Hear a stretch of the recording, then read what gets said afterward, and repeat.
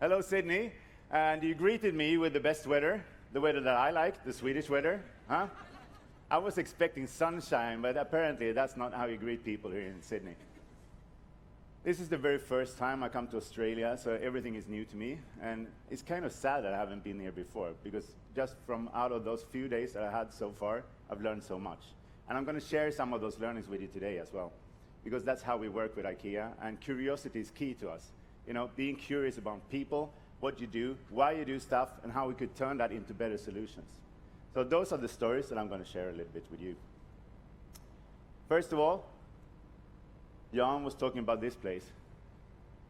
We're in Sydney now. It's a big city. There's a lot of things happening.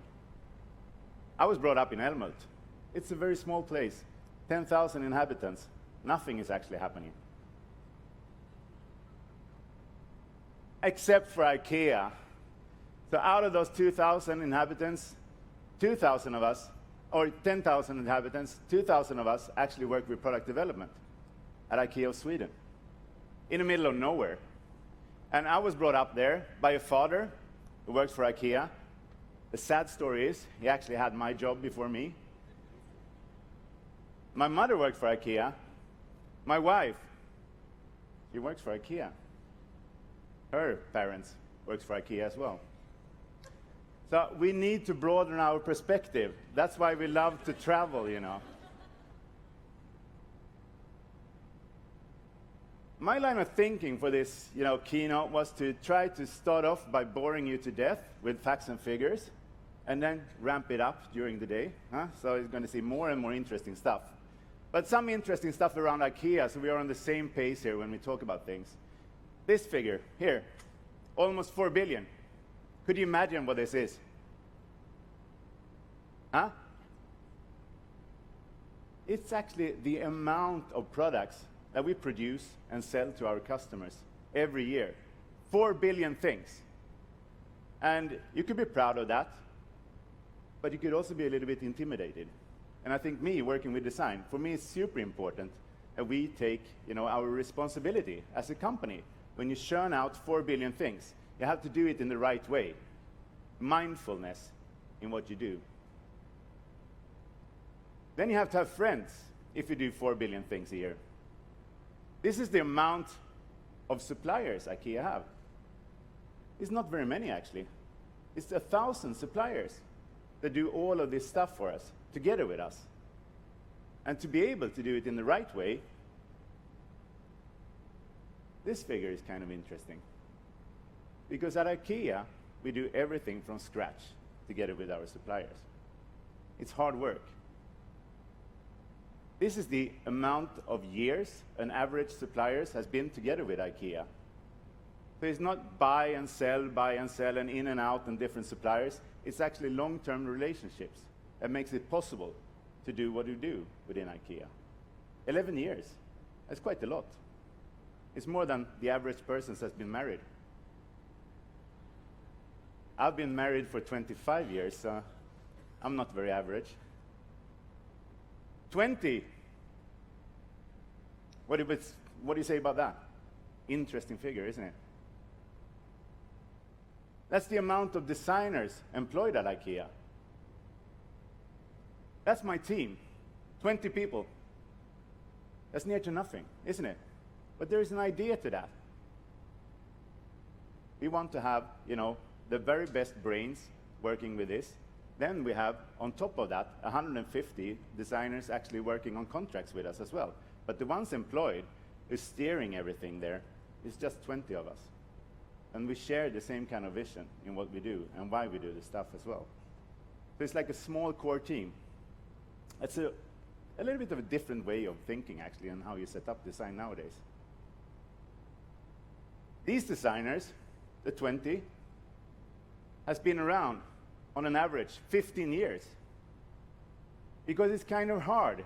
If you work with design at IKEA, you need to be interested in logistics, distribution in general, to understand that, and also how we work with production techniques. Most of the design actually happens on the factory floor. You have to be interested in people. You have to travel the world all the time. Take some years to learn how to get to the point to be a really good IKEA designer. So 15 years, that means that we're kind of old as well, you know. I wouldn't tell you the average age. What about 2000? Finally, something big again. That's the amount of new products that we produce every year at IKEA. 2,000 projects, 20 designers. It's impossible, isn't it? Huh? But the way that we work with design, we work actually with product development teams. Designing at IKEA is not just for designers. It's for product developers, engineers, it's for packaging technicians, it's for communicators. We put them together in teams.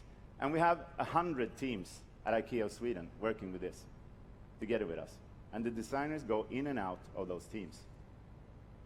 So 2,000 new products out of 10,000 products in a store that you meet. This is actually more since I wrote this. 180,000, that's the amount of employees within IKEA right now, worldwide. So it's quite a big undertaking to get everybody to understand where we're going and why we're going there, and to have this bottom-up approach, which is very typical to IKEA. We're not a top-down company. Actually, all of the ideas come bottom-up, and we try to learn and harvest those ideas. And then we have this figure, and John was onto it, 75 years. That's the amount of time we've been around. And the way that we work, it's about learnings, it's about failings, it's about making mistakes, a lot of mistakes every year. I've been responsible for quite a few of them myself, actually. I'm going to show you one of them. So, you know, failing forward is the thing that we believe in within IKEA. And to try to make those mistakes, make them fast, and change even faster. So we learn from out of the mistakes. It's fun also. And you have to be a little bit daring. So I was thinking, if you're interested, to go through some cases from the past, just the history of design of IKEA in 5 cases. Is that okay? Yeah. First one, of course, you know, the flat pack company of IKEA. The very first idea came from us. This is like 60 years ago. And you should know also that one of the first employees at IKEA, Gillis Lundgren actually, was a designer. So Ingvar, the founder of IKEA, he was, you know, onto, you know, the importance of design from the very beginning when he set up the company. And the idea of the flat packing came out of, you know, a logistical problem. We started out to sell too many of one item, and we couldn't support with the amount of tables that we wanted, because we couldn't just pack them in. They were too big, and it didn't make sense. Then someone, which was Gillis at the time, just came out of his you know, thinking behaviors, and then just cut the legs with a saw. Look at this. It's so much flatter. Huh? Maybe this is the way to fail forward. So 60 years ago, actually the first innovation within IKEA, which was the flat pack, totally revolutionized the way that we sell stuff, was in a table called Lövet. We actually still have it. Now it's called Lövbacken. Still a beautiful table. You can see it downstairs, I think. So flat pack, number 1. Being interested in distribution, logistics. That's one interest you have to have as a designer at IKEA. The other one is closely connected to me, actually. I like to talk about myself, you know, something which is really interesting. No, not at all. But there is an icon which has been with us actually since the 80s, and it's this one, the clip-on sofa.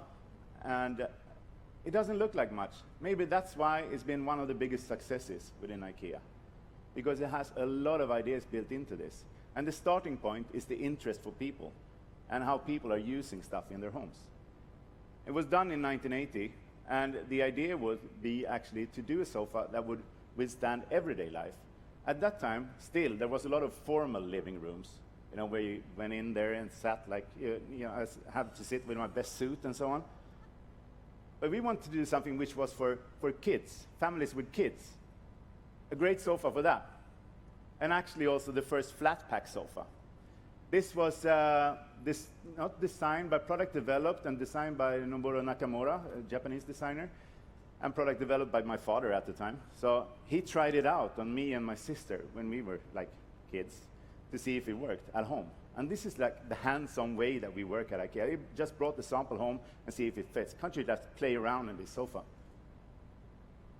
Actually, it worked quite well. You know, it withstands the toll of time. You could take off the covers and just put it into your washing machine, and that works. That was a revelation at the time. That's something new. So being, you know, interested in people is one of the things that you have to be as a designer at IKEA. So it worked for kids, apparently. Still works for kids. Works for big kids as well. This is Kevin Lyons, which is a great street artist. Works even for dogs. It's part of our pet collection now as well, a mini version. I love it. So, you know, being interested in people is important. Third, this is about production and what happens on the factory floor, and to think different in everything that we do. You know, sometimes the supply chain could be the design idea. This is actually an icon. You can find it on auction houses around Europe right now. It was done by Niels Gammelgaard at the time. It's called Moment. It was done in a completely new way, this sofa. Now it's becoming in fashion again, actually. Huh? What do you say about it? You like it? Maybe not the color. I hate green. The very idea here was to do something which was constructed in a new way, and that we could do it also manufactured in a highly industrialized way. And then we had to look upon what things are made highly industrialized and become quite cheap by doing that, and still have a great quality. Shopping trolleys. That's a good start. So actually, the start for the design of this sofa was to go with the designers out to a shopping trolley factory and see what we could do there. And then ended up in that design, which is beautiful. You could have it outdoors as well, because it's galvanized, since it's a shopping trolley. So having this interest in production techniques is crucial if you want to be a great designer at IKEA too.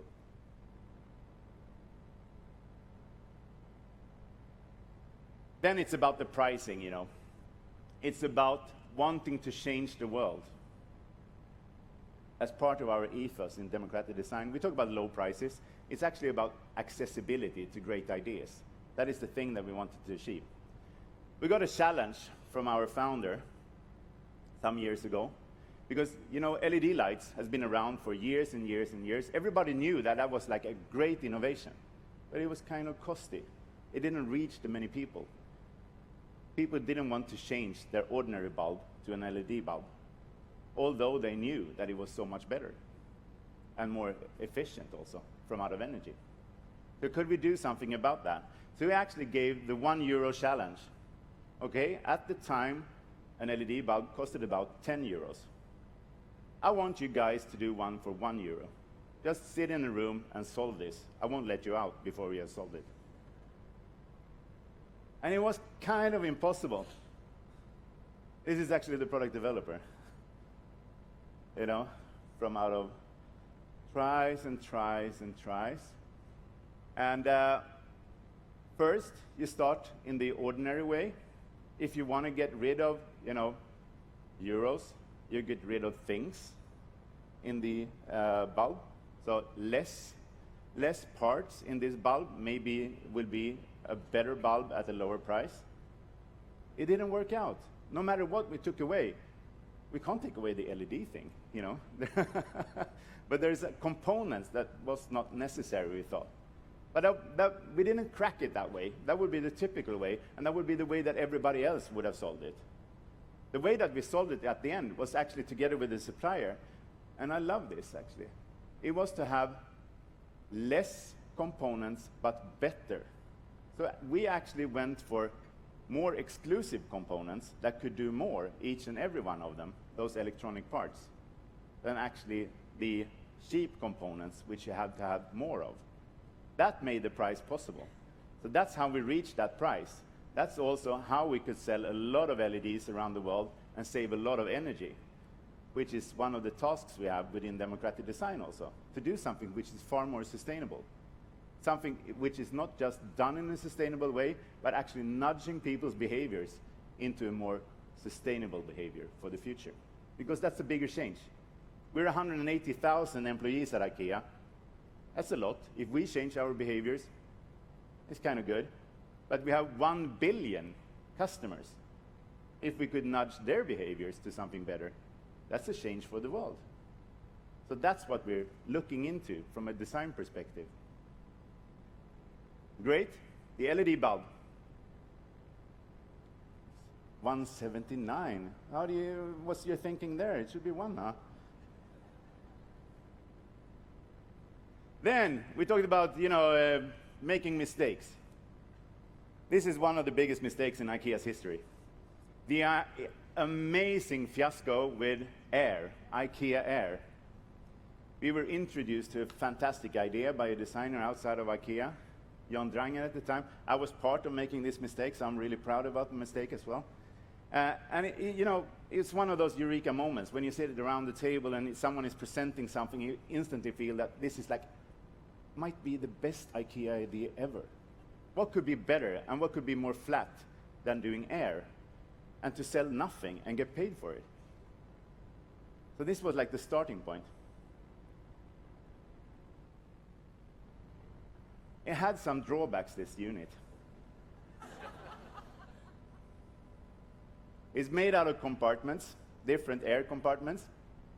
We thought we were really smart. This was like in the 90s, mid-90s.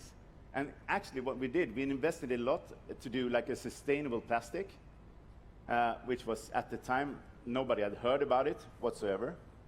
We did this thing where you actually should put in the air and this tightener and everything. That was like state-of-the-art engineering, we thought. The idea would be to also to fill it with air from out of a hairdryer, because we researched the world and saw that almost all homes all over the world had hair dryers. That's a good way to fill it. There were some things that we didn't think of in this design. We thought of this. Oh, it must be so easy to clean around it, huh?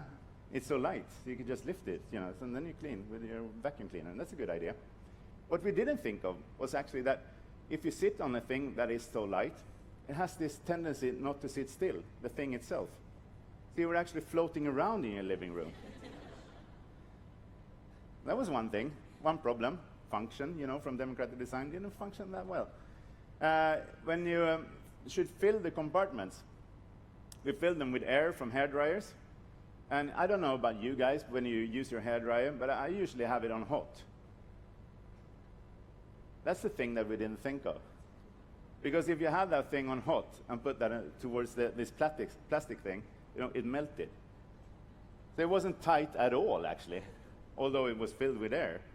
So it was leakage, and it looked like something that you don't want to have.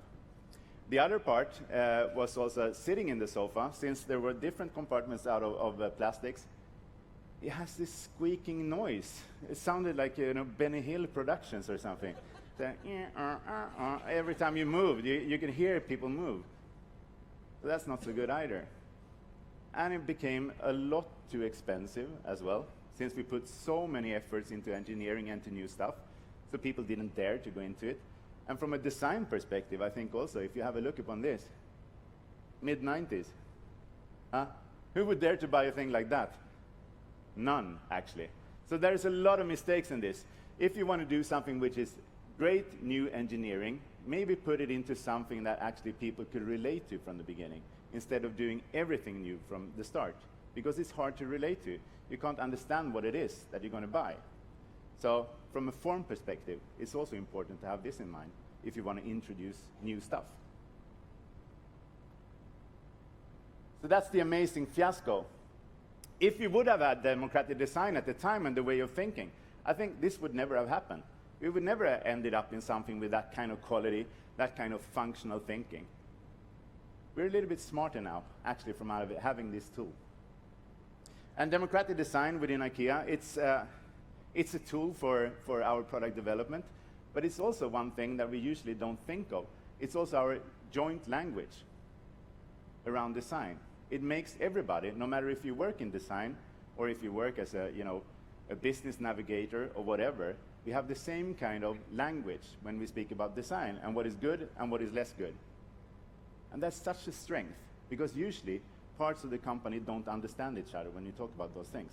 It's non-tangible things. But we have a way of measure which is good and which is bad.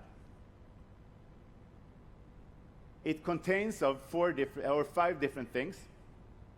Everything we have has to have a great form, function for everyday life, a quality which withstands, the toll of time, and things should age in a beautiful way. It should be done in a sustainable way, people and planet positive. It should also nudge people's behaviors into something better for the future. And then we have the low price. And this is the time when I always annoy everybody within IKEA and say that the low price is not that important. It is important, of course. What is important is to reach out with great ideas to as many as possible. What we have learned from out of those 75 years designing products is that the major threshold for people to actually buy great design is price. A lot of people want to buy stuff, but they can't afford it. That's why we focus so much to have the low prices. So it's all about accessibility. That's why low prices is important to IKEA. I wanted to take you through just an example, if that's okay with you. And we thought, the story of a product. We have this product, which one of my favorites actually, this one here. It's the 365 plus water carafe. And if you go through, the ideas around it, and the very fact that it took us 3 years to product develop such a simple thing. 3 years, hard work. A team of 4 designers, actually. That's the efforts we put into our products. So the form factor of this, it's actually closely connected to the function. The way that we think about form within Scandinavia is always closely connected to function, and we wanted to do a Scandinavian piece. And the function in this case is actually something that we learned from out of extensive research. We looked upon how are people using water carafes in their homes, and how would they like to use them. We saw for a fact that most people have them, the way that you store them, you want to have cold waters in most countries, not in China, but in other countries. And then you store them in the fridge. When you store them in the fridge, usually you store them in the door of the fridge. So then we researched all of the doors all over the world, the sizing of those doors. That is actually the perfect size for most doors, fridge doors all around the world, the height and the diameter of this. It gives a shape, part of the form. Then, the opening. If you look upon this, it's quite a wide water carafe compared to most you see on the market. Usually it's like a narrow neck, because you want to have that beautiful sound. Cluck, cluck, cluck, cluck, cluck, when you try it, huh? I don't know if that's a beautiful sound. What we saw with that was that, if you want to have great hygiene, it's not so smart to have that tight neck, because it's hard to clean. If you want to clean a water carafe in your dishwasher, it should be upside down. It should have the height, so the water that is streaming in the dishwasher actually reaches the bottom, and it has to have an opening which is wide enough to let it in. That's why the width of this. It gives a shape as well. It's pretty simple. So that's form, and that's function. Built upon research. Quality then. I would say that that's closely connected to sustainability for this product. The way that we made the choices. We wanted to have something that would withstand the toll of time.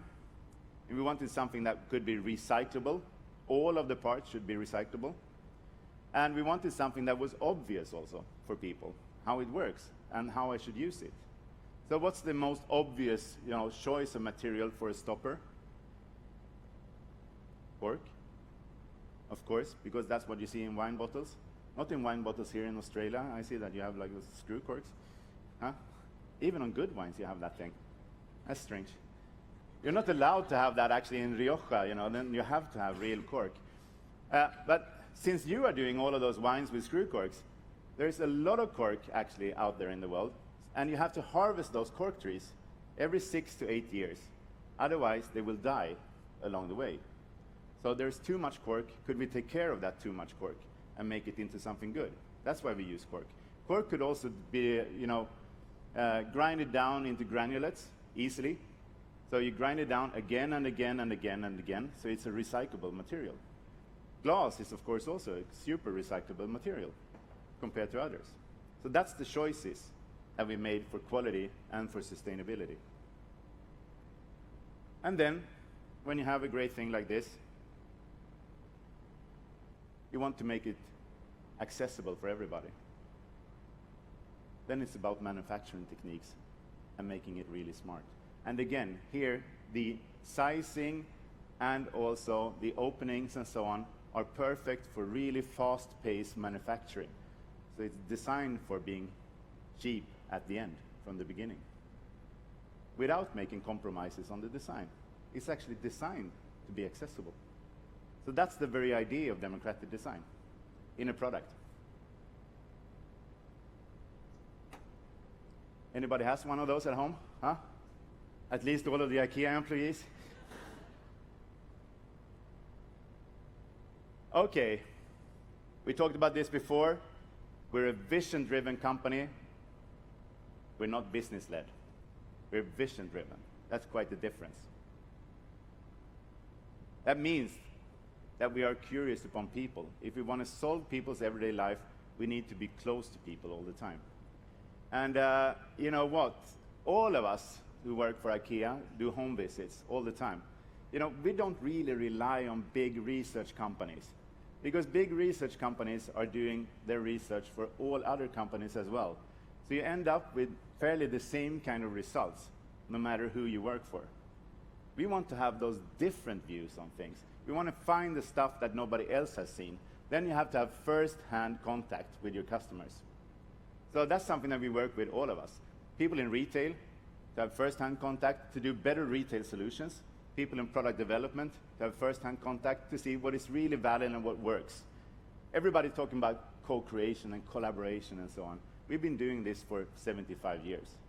Right now, it's a hip word. I actually had the opportunity to do some home visits when I came here. I did 3, so that's not a lot. But I learned something from out of there, and I would like to share some of those home visits with you. Is that okay? So, let's go for the first one. Hi there. How are you? I'm fine, thanks. Marcus from IKEA. Lovely to meet you, Jane. So that's the sofa, but also extends out into single stools. I want to get proper one to the backrest, but because this space is small. Yeah. So what about your storage here? You know, this is such a small space. How do you use it? We have 2. We have one in another room which is larger. It's a mixture of Karina's work desk, a clothes rack. So this is the bathroom. PowerPoint on that side, which is where all the water runs. Ah, so that's put it scary. onto this side. Yeah. How do you use your balcony then? Really just to dry our clothes. It would be good if there was something That you can hang on that to you this. could attach to this that Yeah. would be like a little table. That would Yeah. That was the first one, at a rented apartment, a young couple. The second one here. Hi there. How are you? I'm fine, thanks. The family Nice to meet Marcus you. from IKEA. I'm Cece. Come in. So, what a beautiful home you have, huh? Oh, thank you. 3 in levels. 3 levels. So we've got the 2 levels, and we've converted the attic Yeah. into a basic kind of bedroom. Yeah. And this is the place where you live, actually. And This then is really the place where we live. this is your storage unit Yeah, for just look, about everything. Is it think- a little bit like part of your hallway? So, because this is your entrance. It's kind of where things get dumped. And you're a family of 5, as I understood it. We are. It's quite cozy. Mm. Don't have, space is not premium. They don't actually use the desk that much, to be honest. they They sit sit on the floor or go to the table. So, but yeah, it works. Maybe that's something for us to learn as adults as well. It's not natural to sit by your desk. Yeah, I think that's true. Yeah, you see, it's just 2 of them.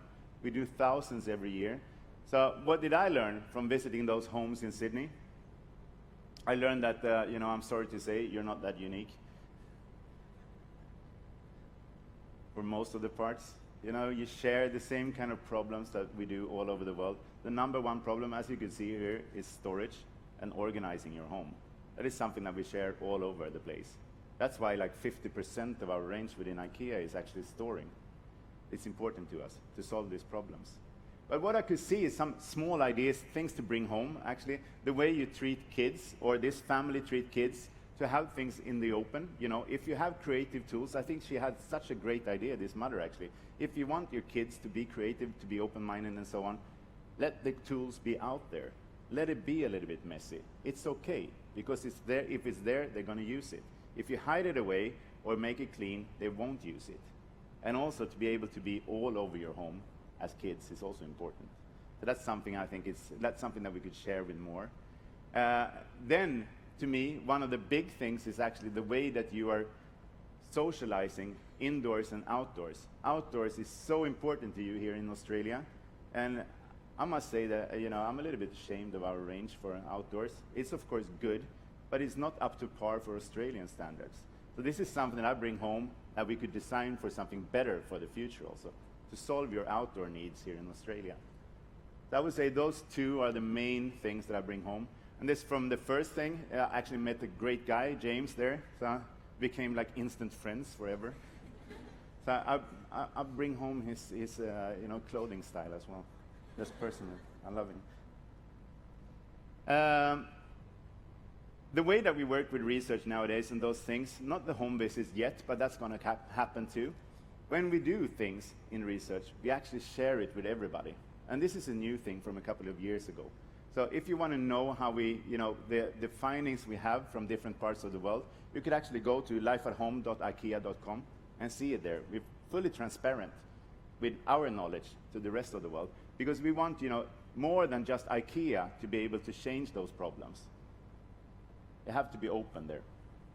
We're not good enough to change everything ourselves. And as we say then, and some of the things I saw, most things still remains to be done. That's something that we always say within IKEA. So what are those things then? What about the next 75 years?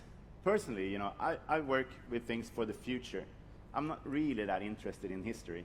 Now I've been talking about things that we have done. I would like to talk about things that we will do. It's far more interesting.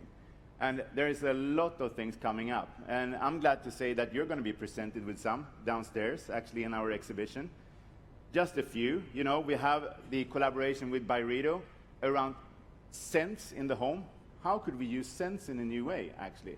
Could we even connect scents with light and music for the future?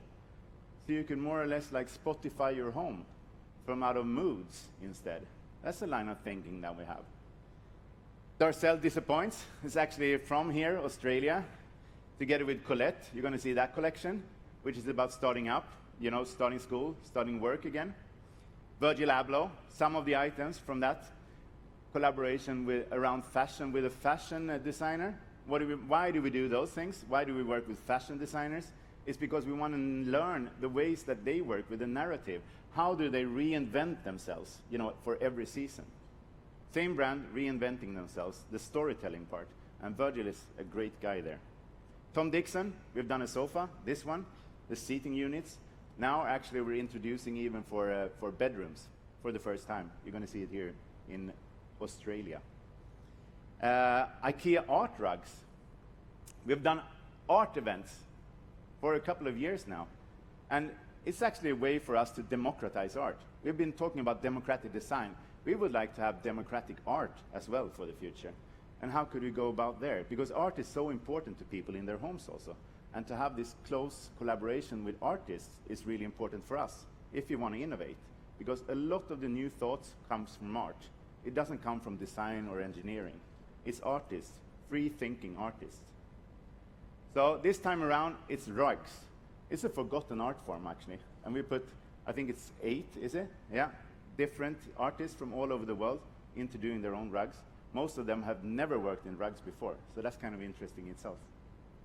Then there's a collaboration with Sonos that we're doing. I think we're going to show off the first speaker here that we have done together with them, actually, on the system, closely connected to the Sonos system, which is a new thing in the way that we work and collaborate with other companies as well. to do things that we can't do by ourselves. And then the future of home in Australia as well. You know, the communication and interior design department has set up some really funky new rooms down there that you should have a look upon. So those are things that you could already see. But what more? We're curious about sports for the future.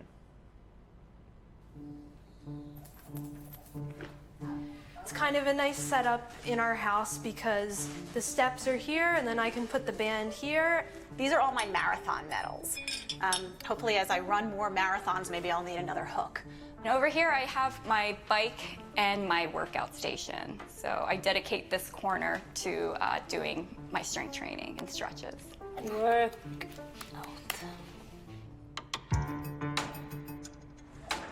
I exercise in my basement most of the time, and I will set the timer for the wash.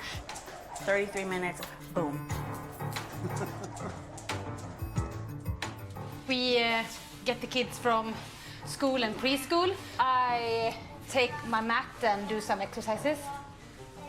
I live here with Tobo. She is my 8-year-old golden doodle, and this is Poodle, my 3-year-old toy poodle. If the items that you need to help you work out are right in front of you, then you kind of really don't have an excuse not to use them, especially when they're right in your face, like the foam roller. And I'll do it right here on my floor, right next to my bed. It's great. I can catch up on TV, I can read a book, I can read a magazine, I can be listening to music. I love the privacy of working out at home. I quite often look at a computer, maybe do a yoga session, and most often the kids are with me. Bring my battle rope down, bring my band, like I can attach it to the pole. I do like band runs like this, like any and everything. I mean, I feel like it's an open space, so boom. I like that I can just come home and just whip out a quick workout, but I don't like the small space and my dog's kind of, you know, being in the way of doing certain stretches.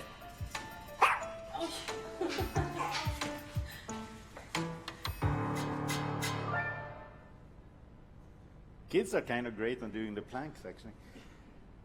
Yeah, you can see yourself. There's so many things that we could do better if you want to train at home. And actually, from out of research, we have seen, together with Adidas, that this is one of the things which is happening right now. That people have a tendency to go from gyms to be at home. They want to be at home to train. And the biggest trend is actually amongst women. So we decided to do something together with the design team of Adidas. We're going to merge our two design teams and only use female designers, actually, to solve how to train at home for especially women. And we think if we solve women's problems, it's going to be good for men as well. So in a couple of weeks, I'm going to go down to Germany with my team, and then we're going to start off this project. And I think it's, you know, super interesting. And for the next Democratic Design Day in next summer, we're going to show off the first prototypes here. So IKEA going into sports together with Adidas.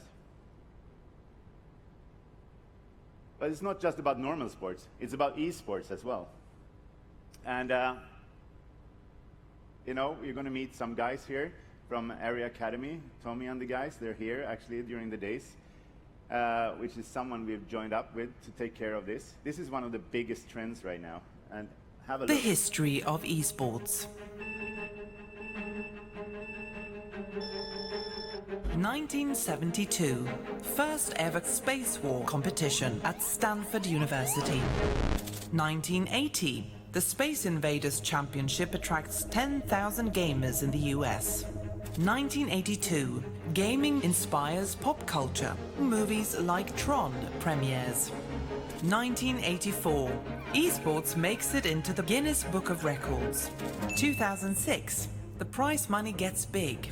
$1 million to the winner of the Fun Technologies World Wide Web Games Championship.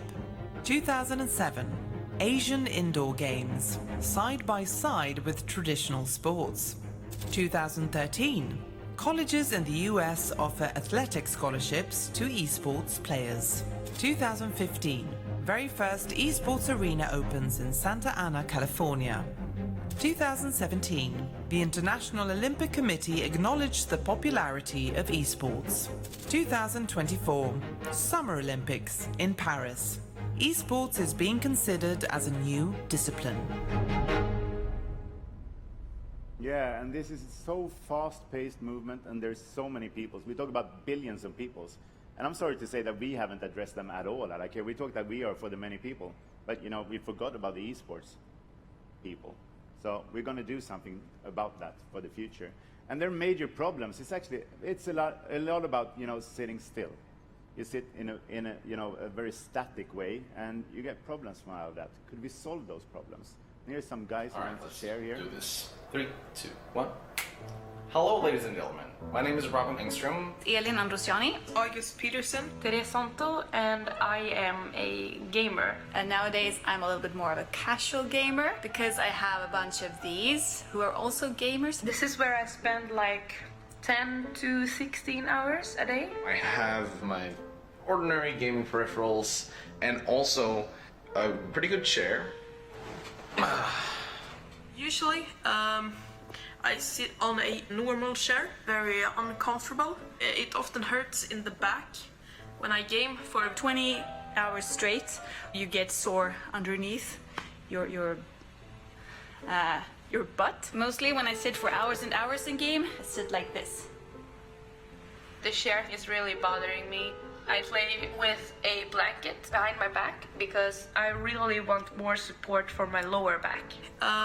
It gets kind of hot when you game. When the situations are intense, the pulse can go up because you are thinking about loads of stuff at the same time. So being able to be cool and you know, healthy is very important. So make sure whenever you sit down and game that you take care of yourself.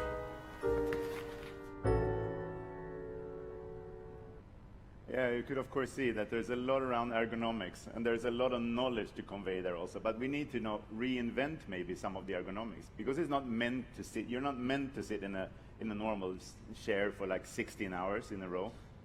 It's not meant to be. So could we do this in a new way? That's why we work with both Area Academy, who's like specialists, is actually world-class gamers from the past. They have been world champions in Counter-Strike, for instance. Now they're training new generations of esporters into a better living and to become better esporters for the future. And Unique, which is a company who actually works with 3D printed prosthetics. Because what we wanted to do here is to do something which is highly personalized. If you want to go about ergonomics in the right way, you can't say that this is the most ergonomic chair in the world. You sit in the number 7 chair from Anna Jacobsen right now. It's kind of comfy, although it's hard. But it's not perfect for everybody, because everybody is unique. So how do you produce something like that? That's why we go about them, because they're really good at working in 3D and 3D production. So we're going to do highly personalized ergonomics, which is produced in 3D printing techniques for the first time at IKEA. So everything you could buy would be just exactly perfect fit for you. And the first design sprint that we did was actually this stool here, just as a start. How could we go about to make that ergonomics exactly for me? And this part here, those pads, is 3D printed in a soft plastic.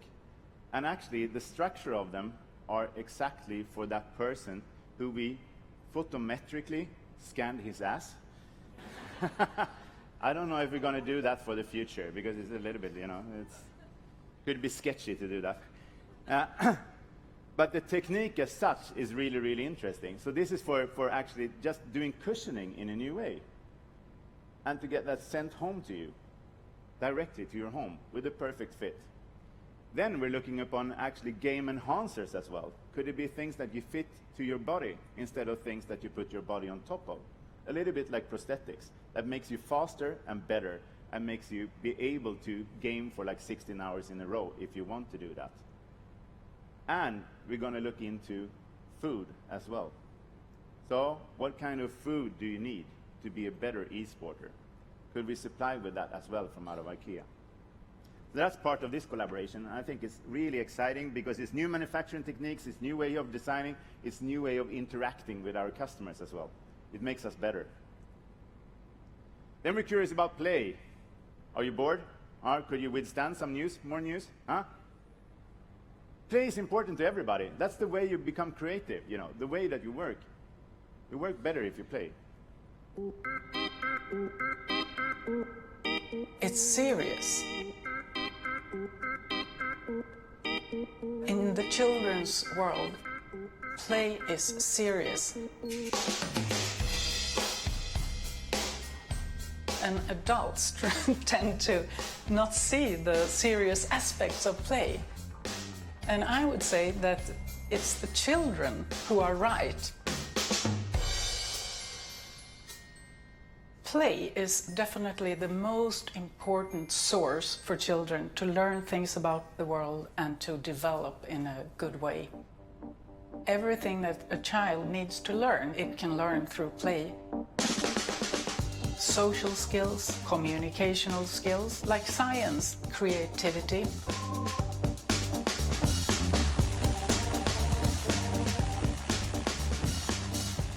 Playing is like their own room where they can enter and do something that is not controlled by adults.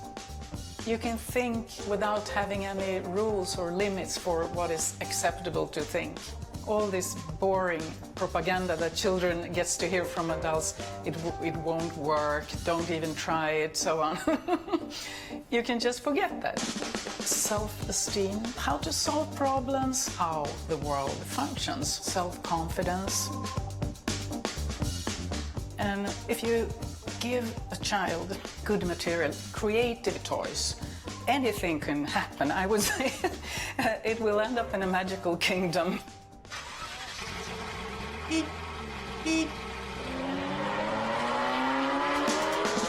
To make it happen, you have to accept that it sometimes gets a little messy, that all things are not in order all the time.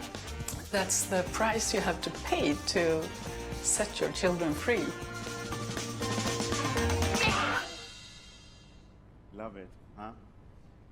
So, who would be the best one to be taught from when it comes to play? You know, we have had our eyes on some companies for a while, actually, and specifically one company, and I don't know if you want to have some kids to describe it. It's black. You can't eat it. Sometimes it is a car, a house, big house. There can be people too, and animals. It's not round. Like, it can be round. Blue. Little round things on top of it sometimes. Brown. Of course, it's these guys, huh? So actually, we're going to go about how to introduce play as a tool for IKEA, but also to do a collection together with these guys at Lego. And this is a company that I've been impressed of since I was young, actually, the way that they work and the way that they talk about kids and how they are doing stuff, and also the ways that they look upon quality also.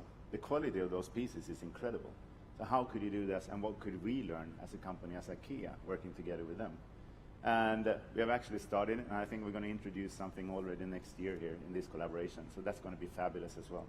But to introduce play as a way for being more creative as a company as well. So it's not just about this collaboration as such. Okay, that's play.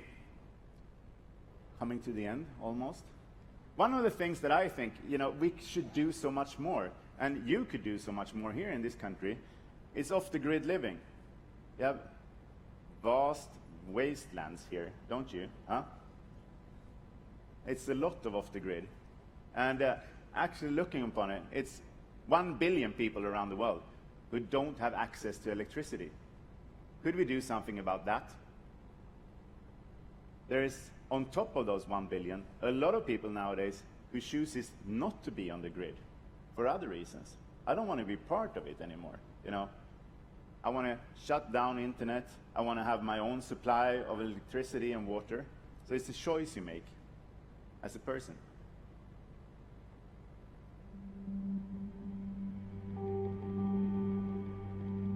One billion people live without electricity today, something that is not possible to imagine for many of us who have a modern life.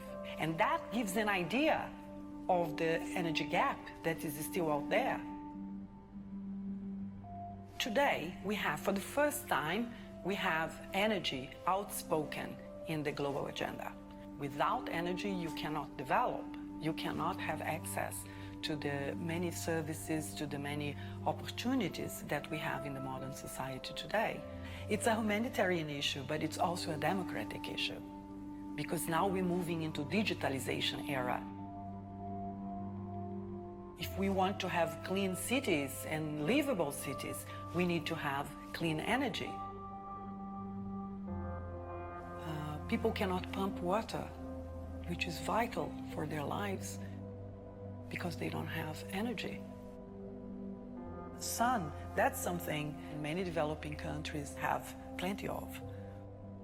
In that way, these renewable resources can be harnessed at the local level, they can improve the local economies, and at the same time, they can be used to generate affordable electricity to large communities.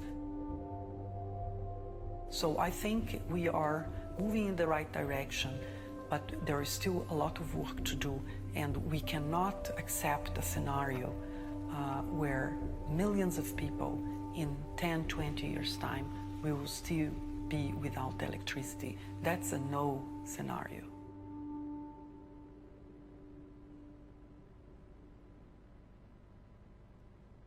So we have decided to do something about this as a company, actually. And this is a collaboration together with Little Sun, which is the NGO of the famous artist Olafur Eliasson, which is a dear friend to us, actually. So we're going to design solar-powered pieces here, which is connected to each other, so it's like a systematic thinking for off-the-grid living. That's the starting point. Then we're going to go about water and cleaning water, and maybe even communication for the future. So this is a highly exciting project, and we're going to do it for years and years to come, together with Olafur Eliasson. So this is one of the exciting things coming up as well. So we're curious about being democratic, because that's the way that we do things. And how we do them, we collaborate, as you have seen. This is actually, you know, the stairways of IKEA of Sweden in Älmhult. This is most of the people working with product development, product developers, engineers, and designers sitting there together. This is the way that we work, completely transparent with all of the ideas towards each other. Nothing is secret within IKEA. That's the trick. But what about the last thing then? What about Australia? Actually, yesterday, I was fortunate enough to sit down with 3 lovely ladies, Barbara, Teresa, and Jade, to talk about something that could come up here for the future. And it's actually something that we think of doing a collection with Pearl Gallery, the artists of Pearl Gallery, and to do something here with indigenous art of Australia and give that back to the rest of the world and to spread the message around this. We don't really know what it's going to be yet. That's something that we need to develop together, but I think it's really fun to start this journey. So on Wednesday, you're going to be able to meet these girls here also, to see some of the art and see and tell us what you want us to do with this as well. So it's an interaction with you guys. So I think that's actually about all. If you want to know more about what's happening within IKEA on an everyday basis, what do we do? Where do we travel? What do we want to share? There's a site which we have set up straight from the source of our product development and design headquarters, which is called IKEA.today, where you can see everything. We share everything we do there before even we have done it. So it's kind of a fun place if you want to get to know the people within IKEA. Thank you. That's all.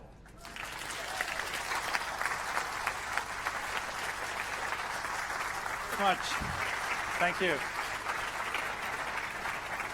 Thank you very much, Marcus. I can just confirm that it was a big mistake, this with the air sofas. Yeah. Because I was working back then in the 90s out in the store. We bought the idea. We ordered hell of a lot of products, and in the end we had to discount them all out with a big loss. Before we move on and really kick off downstairs, I'm sure that we have some time that maybe you have some reflections or questions, and I think we should take the opportunity here now together with Marcus. We have a couple of microphones out on the right-hand side and back in the corner over there. So the floor is yours.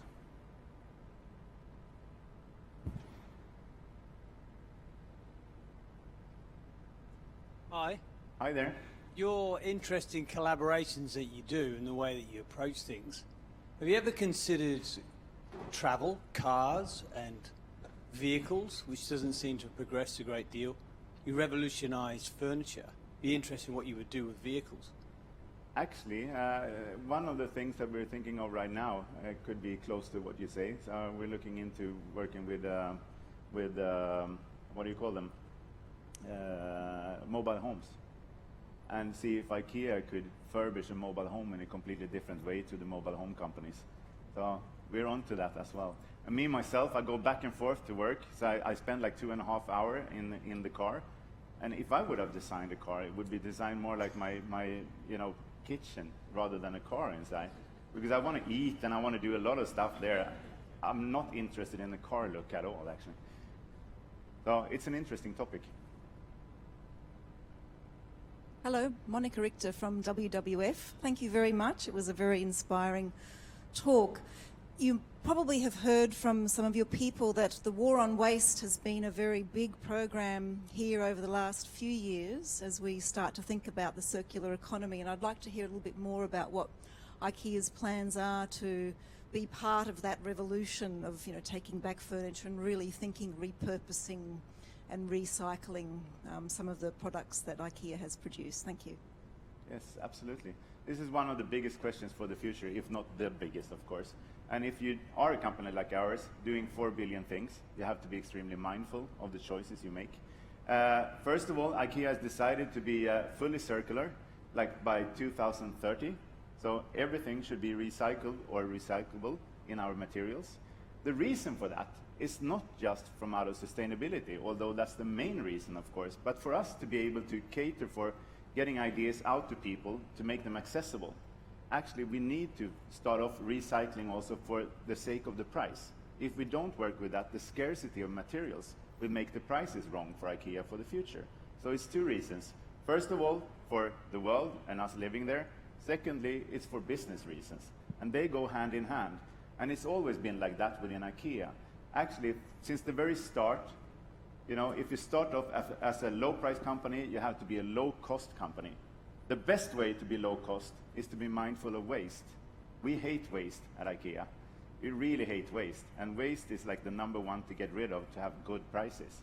And wasteful behaviors is not sustainable behaviors. So we're building on that heritage, actually. Is that an answer to your question? Yes? Thank you. Anything more?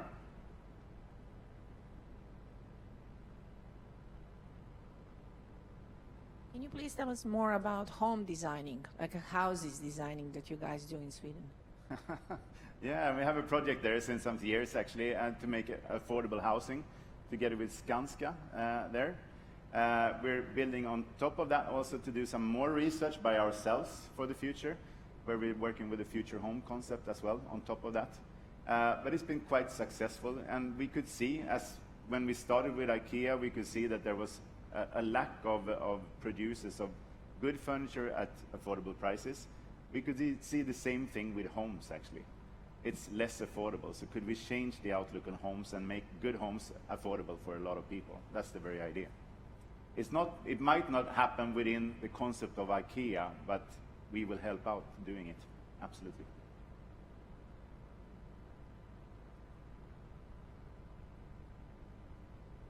I'll be hanging around here, so you can, grab me downstairs or whatever. It was a pleasure to be here together with you today, and thank you.